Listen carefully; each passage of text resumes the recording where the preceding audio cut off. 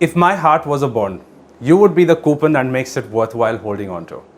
Till now, we have already understood a lot about bonds. It is now time to move further with understanding the coupon payment structure. But before that, hi, this is Harsh and I welcome you all to our knowledge series by SMEST Discover, where you can get smart about investing.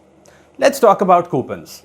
A coupon is the interest payment that a bond issuer makes to the bondholder, which can be monthly, quarterly, semi-annually, or annually. Let's dive into understanding different methods of making a coupon payment. The first, fixed rate bonds. Fixed rate bonds pay a fixed coupon until it matures. This is useful for investors who want a specified and guaranteed interest rate for a specified term. The second on the list is a floating rate bond. A floating rate bond has a variable interest rate which is linked to a benchmark or a reference rate, such as the MIBOR, the Mumbai Interbank Offer Rate, a rate at which one bank loans to another bank overnight. In simple terms, it is a type of bond where the interest rate fluctuates based on the benchmark and is reset periodically, usually every 6 months, based on the prevailing market rates at the time of reset. The RBI issued floating rate bonds known as Floating Rate Bonds 2024, which have a maturity of 7 years and a variable interest rate linked to MIBOR. Third on the list, step-up and step-down bonds.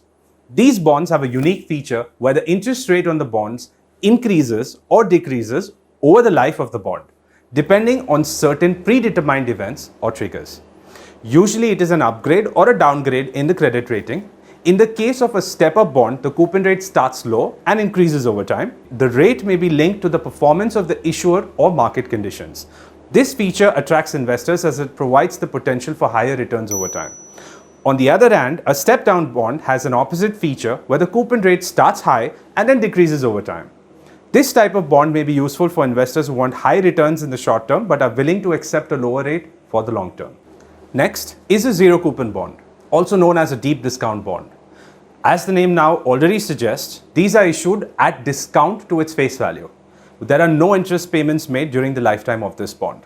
But wait, before it gets confusing in your head, hear this out.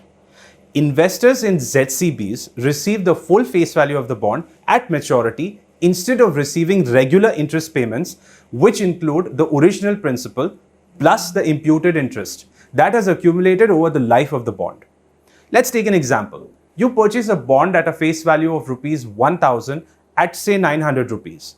And its maturity, you will receive the full face value. It makes sense now, right? Let's move on to the next one. We have market-linked debentures. Now, these are type of a debt instrument whose coupon payment is linked to the performance of an underlying asset or a market index. Let's say like the Nifty 50. The coupon rate on the MLD may also subject to a cap or a floor, which limits the maximum or the minimum amount of return that can be earned for an investor. Now, in an MLD, the interest is earned directly with the principal repayment at maturity. While investing in MLDs, please be aware of the risks involved. As the return on the securities, they are linked to the performance of an underlying asset or an index, which can be volatile and subject to market fluctuations. Let's move on to the last one, inflation index bond.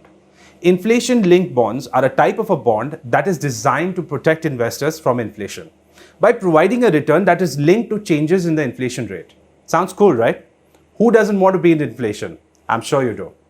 In India, inflation-linked bonds are issued by the RBI on behalf of the government.